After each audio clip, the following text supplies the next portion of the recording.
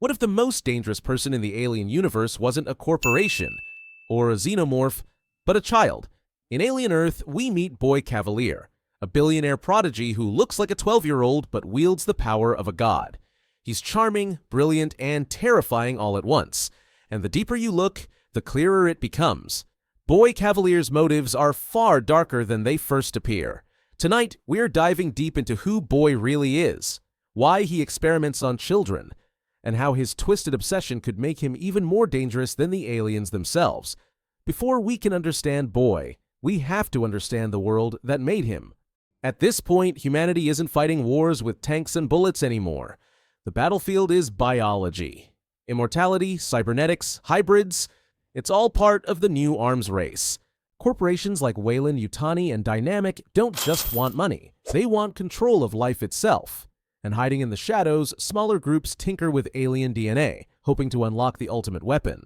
But then comes Prodigy, and unlike the corporate empires that have been around for centuries, Prodigy is something new, something radical. It's not built by a boardroom, it's not driven by profit, it's the vision of a single boy genius. And that boy is Boy Kavalier. On the surface, Boy's motives sound almost noble. He says he wants to save terminally ill children, to give them new bodies, to cheat death. Take Wendy. When Boy transfers her mind into a synthetic body, he frames it like a miracle. He surrounds her with Peter Pan animations, makes her laugh, makes her feel safe. For a moment, you almost believe him. Every hybrid he creates, every consciousness he transfers, it's not about compassion. It's about conquest. He isn't curing death. He's showing the world that only he can control it. Boy's empire runs on games. That's why his headquarters looks like a playground. That's why the Lost Boys follow him like Peter Pan's gang. To him, their insecurities aren't weaknesses to heal. They're levers to pull. And Boy is always pulling. In one chilling moment, he tells Dame Sylvia he isn't just racing against corporations, he's racing against intelligence itself. He's bored with humanity, bored with limits. What he craves is challenge, something alien, something dangerous. The Lost Boys aren't his friends. They're his test subjects, his toys, his trophies. Episode 3 changes everything. Prodigy acquires alien embryos, and Boy's mask drops completely. When Kirsch pulls the wriggling creature from its egg, most people would feel horror. Boy feels excitement, pure, childlike delight. And then he gives the order. Fuse it with Joe's failing lung. Joe isn't just another random subject, he's Wendy's brother, her last connection to her old life. And yet, Boy doesn't hesitate. Why? Because for him, every outcome is a win. If Joe dies, Wendy's anchor is gone, leaving her more dependent on Boy.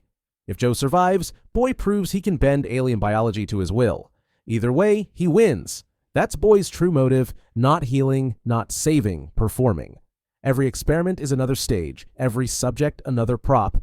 He doesn't care about success or failure, only that he was bold enough to try.